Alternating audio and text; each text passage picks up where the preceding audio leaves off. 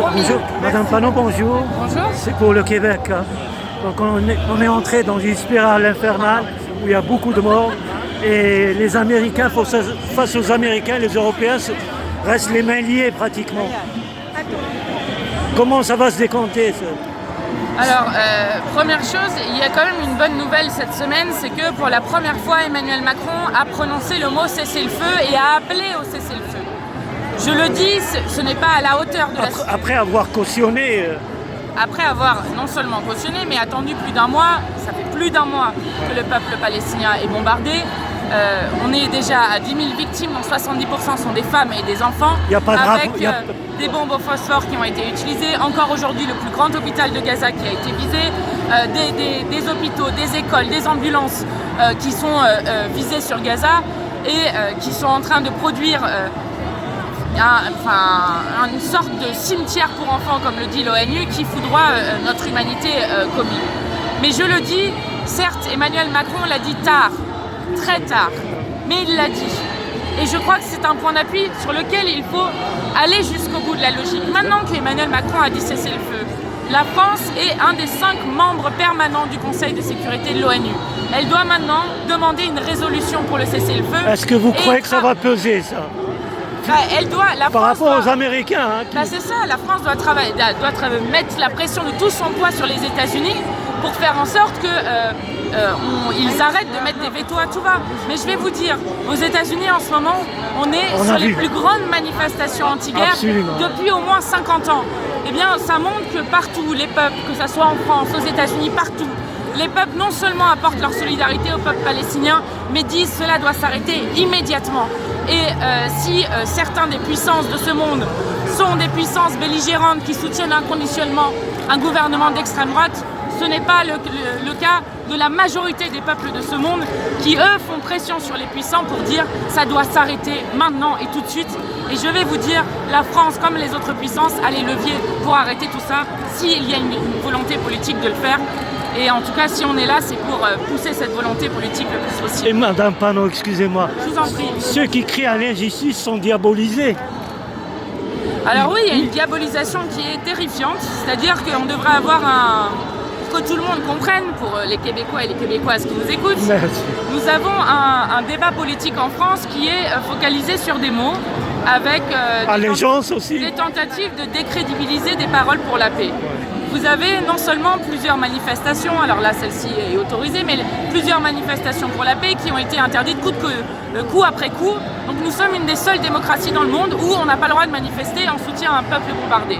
Première des choses. Ensuite, vous avez un nombre d'associatifs qui ont été convoqués au commissariat pour avoir participé à des manifestations pour la paix pour apologie du terrorisme, c'est noté dedans, ce qui est absolument scandaleux. Vous avez le secrétaire départemental de la CGT, donc d'un syndicat, d'un des plus gros syndicats dans le Nord, qui lui s'est retrouvé lui aussi convoqué pour la gendarmerie pour avoir écrit un tract pour la paix.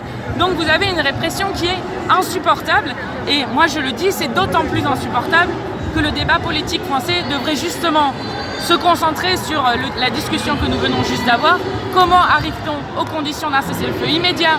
Comment fait-on pour relancer le processus de paix, pour qu'on arrive à que les Palestiniens aient un État qui leur permette d'assurer la paix et la sécurité? Voilà ce que devrait être le débat politique. Malheureusement, ce n'est pas le cas. Et vous vous réjouissez que Londres bouge un petit peu? Parce que là, ça bouge. En Angleterre, c'est vraiment au niveau des manifestations, absolument. C'est très impressionnant. Ça vous réjouit, ça? Bien sûr.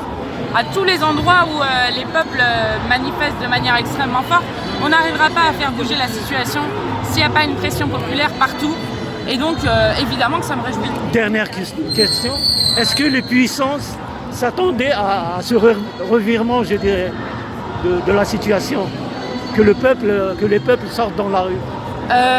Je ne sais pas si attendez, mais en tout cas, il est évident, en tout cas pour la France, que c'est ça qui permet de faire bouger la position du gouvernement et du président français.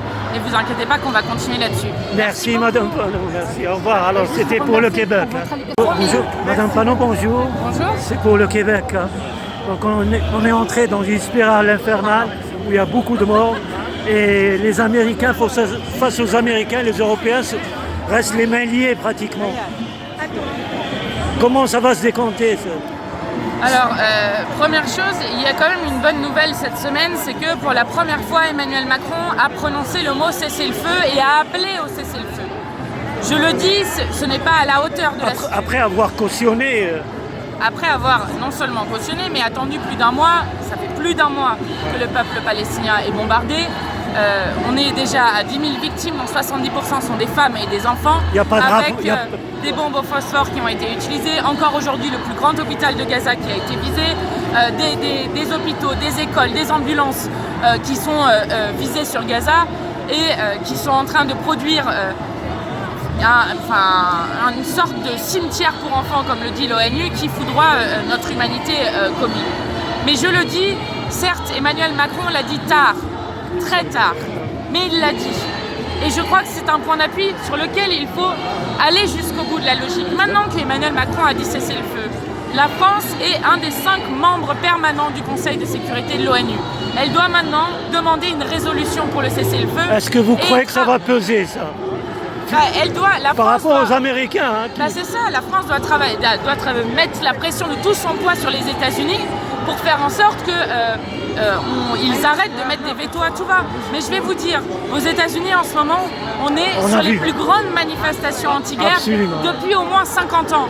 Eh bien, ça montre que partout, les peuples, que ce soit en France, aux États-Unis, partout, les peuples non seulement apportent leur solidarité au peuple palestinien, mais disent cela doit s'arrêter immédiatement. Et si certains des puissances de ce monde sont des puissances belligérantes qui soutiennent inconditionnellement un gouvernement d'extrême droite, ce n'est pas le cas de la majorité des peuples de ce monde qui, eux, font pression sur les puissants pour dire ça doit s'arrêter maintenant et tout de suite. Et je vais vous dire, la France, comme les autres puissances, a les leviers pour arrêter tout ça s'il y a une volonté politique de le faire. Et en tout cas, si on est là, c'est pour pousser cette volonté politique le plus possible. Et Madame Panot, excusez-moi. Je vous en prie. Ceux qui crient à l'injustice sont diabolisés. Alors oui, il y a une diabolisation qui est terrifiante. C'est-à-dire qu'on devrait avoir pour que tout le monde comprenne, pour les Québécois et les Québécoises qui nous écoutent, nous avons un débat politique en France qui est focalisé sur des mots, avec des tentatives de décrédibiliser des paroles pour la paix. Vous avez non seulement plusieurs manifestations, alors là celle-ci est autorisée, mais plusieurs manifestations pour la paix qui ont été interdites coup après coup. Donc nous sommes une des seules démocraties dans le monde où on n'a pas le droit de manifester en soutien à un peuple bombardé. Première des choses. Ensuite, vous avez un nombre d'associatifs qui ont été convoqués au commissariat pour avoir participé à des manifestations pour la paix pour apologie du terrorisme, c'est noté dedans, ce qui est absolument scandaleux. Vous avez le secrétaire départemental de la CGT, donc d'un syndicat, d'un des plus gros syndicats dans le Nord, qui lui s'est retrouvé lui aussi convoqué pour la gendarmerie pour avoir écrit un tract pour la paix. Donc vous avez une répression qui est insupportable, et moi je le dis, c'est d'autant plus insupportable que le débat politique français devrait justement se concentrer sur la discussion que nous venons juste d'avoir. Comment arrive-t-on aux conditions d'un cessez-le-feu immédiat? Comment fait-on pour relancer le processus de paix, pour qu'on arrive à que les Palestiniens aient un État qui leur permette d'assurer la paix et la sécurité? Voilà ce que devrait être le débat politique. Malheureusement, ce n'est pas le cas. Et vous vous réjouissez que Londres bouge un petit peu? Parce que là, ça bouge.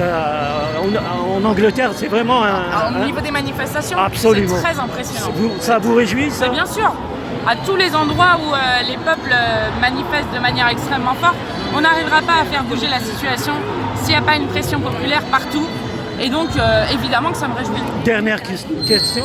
Est-ce que les puissances s'attendaient à ce revirement, je dirais, de la situation?